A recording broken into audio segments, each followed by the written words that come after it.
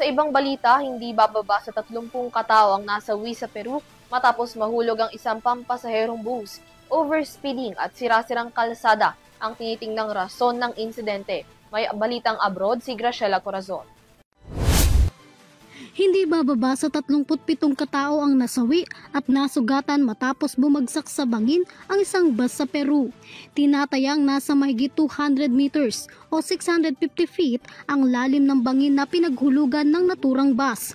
Nangyari ang insidente sa kahabaan ng Pan-American Highway na nag-uugnay sa Peru at Chile sa southern region ng Arequipa.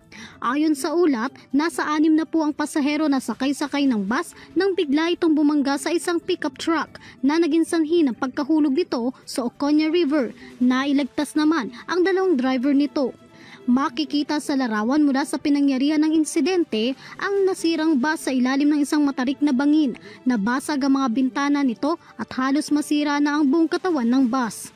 Isa sa mga tinitignan dahilan ng insidente ang kawalan nito ng maayos na kondisyon ng kalsada, excessive speed at kawalan ng mga safety signages sa lugar.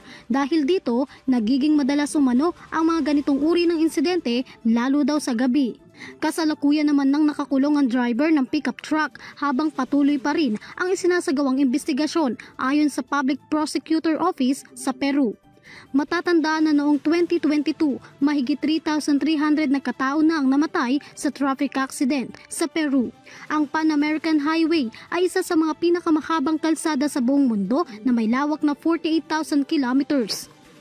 Para sa EuroTV News, Graciela Corazon, sumasaludo sa bawat Pilipino.